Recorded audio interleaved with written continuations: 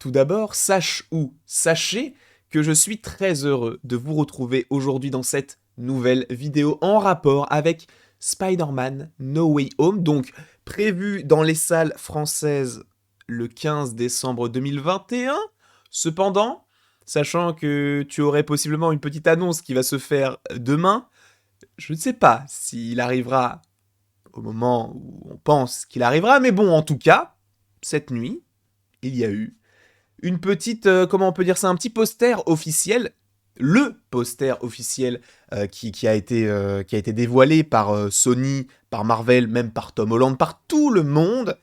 Et en fait, normalement, il aurait dû sortir ce week-end. Bon, tu vas me dire, cette nuit, en tout cas de la nuit du dimanche au lundi, aux États-Unis, c'était encore le dimanche, donc c'était encore le week-end. Sauf que nous ne l'avons eu que cette nuit, donc c'est pour ça que je vous fais cette vidéo tout de suite, sachant que c'est pas forcément incroyable ce que je vais vous montrer, mais c'est quand même assez intéressant. Sachez que du coup, ce soir, il y a quand même un petit live où on reviendra un petit peu sur les petites news en rapport avec Spider-Man No Way Home, et plus précisément sur ce que l'on trouve sur ce petit poster. Donc ce sera l'occasion d'échanger, vous et moi. Mais justement, là, précisément, je vais te dévoiler le poster. Donc, sachant que je ne l'ai pas mise en miniature, c'est surtout pour ne pas spoiler. Donc, si tu ne veux rien savoir du poster, du trailer ou quoi que ce soit d'autre en rapport avec Spider-Man No Way Home, ne regarde pas la suite de cette vidéo parce que tu risquerais d'être spoilé. Même si, je suppose que beaucoup de gens veulent être spoilés et beaucoup de gens attendent un second trailer, soyez patients,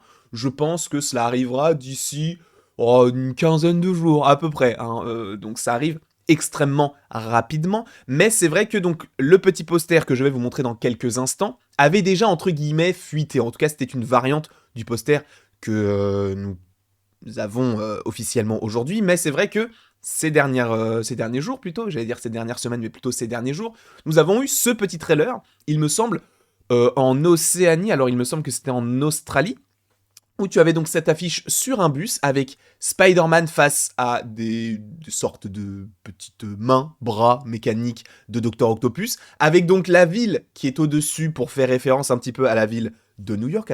Excusez-moi, j'avais un cheveu dans l'œil, j'en ai encore un, bon, c'est pas très grave. Donc, nous avons cette ville de New York qui était à l'envers, alors c'est supposément lié avec le trailer, dans le sens où dans ce trailer, tu as à un moment donné ce que l'on peut trouver également dans le film Doctor Strange, avec cette idée que la réalité n'est pas celle qu'on croit et en fait tout se décompose, etc.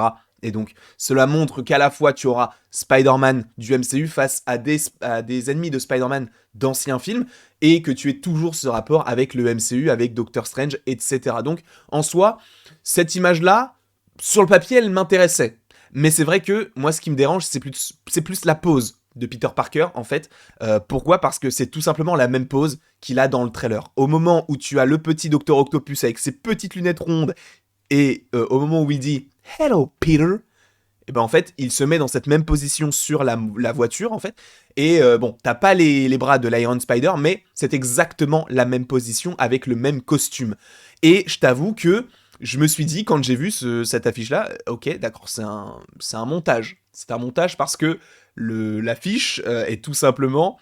Enfin, c'est la position dans laquelle il est. Ils ont tout simplement fait une capture d'écran du trailer, ils l'ont fait en PNG et ils l'ont mis sur cette image-là. Bon, c'est pas très très grave, mais bon, je t'avoue que j'attendais peut-être un truc un petit peu plus stylé. Et c'est vrai qu'on on en avait parlé en off, ou alors pendant le live, je ne sais plus, mais hier on avait fait un live concernant Eternals, et on avait fait une toute petite partie pour parler un petit peu de No Way Home, et concernant le poster qui avait fuité, donc celui-ci. Et c'est vrai que, selon ce qu'avait dit Adam Bros, c'est vrai que par rapport aux anciens, il est plus intéressant, dans le sens où celui de Far From Home, il est éclaté, il est vraiment laid. Je pense que c'est l'une des affiches les plus moches du MCU, même si bon, le film ne fait pas vraiment partie du MCU, t'as compris. Mais bref, ça c'était ce qui était sorti il y a quelques jours, et aujourd'hui, on a celle-ci qui est officielle. Donc vous voyez que c'est exactement la même pose et quasiment la même disposition pour les bras. Donc voilà, sachant que pour ceux-là, j'ai pas l'impression que ce soit les mêmes bras. Bah si, ça a l'air d'être le même. Bon bref, en tout cas, celle-ci est beaucoup plus stylée entre guillemets, puisque t'as pas le décor New York derrière. T'as des éléments plutôt intéressants sur lesquels on va revenir, bien évidemment. Tu as donc ces bras d'Octopus. Sachez qu'alors je suis tellement allé loin dans l'analyse que je me suis demandé si en bas tout à gauche, enfin moi c'est la droite mais tout en bas à gauche, de l'autre côté vraiment de l'écran, en fait t'as deux petits ronds orange avec un petit truc rouge au milieu. Je me suis dit imagine c'est le retour de Molten Man. Alors Molten Man, vous savez peut-être pas, c'est cette entité de lave qu'il y avait dans Far From Home, qui a été créée de toutes pièces entre guillemets par Mysterio. Et évidemment que ce ne sera pas le cas, c'est juste de la braise qui a fait que ça a créé cette sorte de visage entre guillemets. Bref, on a donc ce poster, et il y a des choses qui sont, ma foi, très intéressantes et sur lesquelles on va revenir en précision. C'est pour ça que je me mets en tout petit, et je vais surtout zoomer de cette façon-là, comme ça on a tous les éléments, puisqu'on a les bras donc d'Octopus, sachant que j'en avais pas forcément parlé, mais c'est vrai que les bras d'Octopus ont changé de couleur par rapport aux différentes photos que l'on avait en lien avec le média, que dis-je, le journal Empire, qui nous avait délecté de petites photos. T'en avais une avec Spider-Man qui était sans le masque et donc en rouge et noir. Tu avais également une photo où il courait. Ça, c'est devenu une sorte de petit générateur de mèmes où il y avait Dr. Octopus derrière, donc voilà, avec le costume d'ailleurs de l'Iron Spider. Et c'est vrai que c'est la position dans laquelle il est, ça fait un peu mème en fait, ça fait comme si c'était pas vraiment dans le film. Mais bref, donc on a l'Iron Spider, et derrière, on a des éléments très très très intéressants, sachant que dans ce film-là, on va vraisemblablement rencontrer 4, 5, 6 ennemis de Spider-Man. Pour le coup, là récemment, ce qui est ressorti, c'est qu'il y en aurait plus 5 que 6.